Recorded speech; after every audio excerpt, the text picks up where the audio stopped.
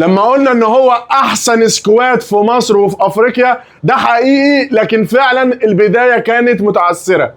كل الاخبار اللي معايا في الفيديو ده تخص النادي الاهلي، وفعلا النادي الاهلي اعلى سكواد في مصر وفي افريقيا، ولولا خطأ في تشكيل المدرب، لولا ان هو بدأ بدايه متعثره.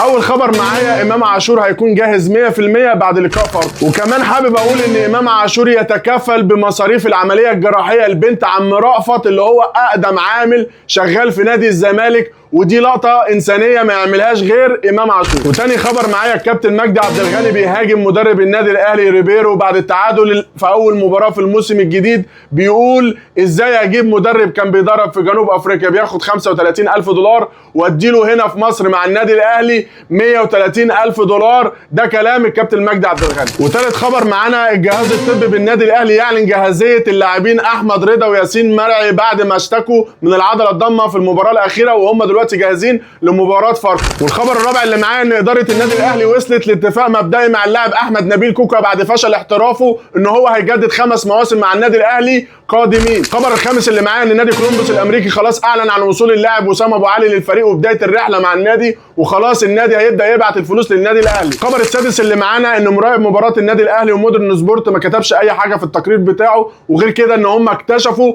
ان هو مشجع للثالثه شمال ومتعصب.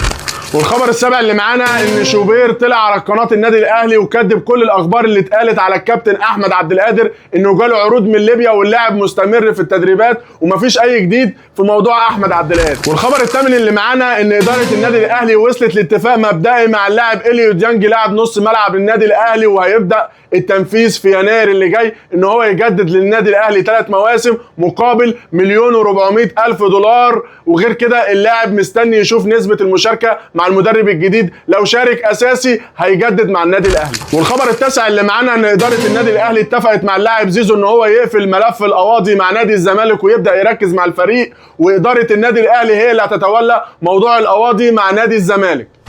والخبر العاشر اللي معايا، ان اللاعب مصطفى شوبير نزل على صفحته الشخصيه بيعتذر فيها لجماهير النادي الاهلي وبيطلب منهم الدعم في اللي جاي. والخبر اللي معايا، ان احمد شوبير رد على البلاغ اللي قدمه نادي الزمالك ضده وقال انا لا بقلق من اي حد ولا بخاف، وغير كده ياما دقت على الراس طبول. ده رد شوبير على نادي الزمالك. صفحه فاركو الرسميه بتقول للنادي الاهلي ميعادنا يوم الجمعه، عارف الطريق ولا ابعت اجيبك؟ وهي دي الاخبار اللي كانت معايا النهارده. حابب اشوفكم في حلقه جديده، والسلام عليكم ورحمه الله وبركاته.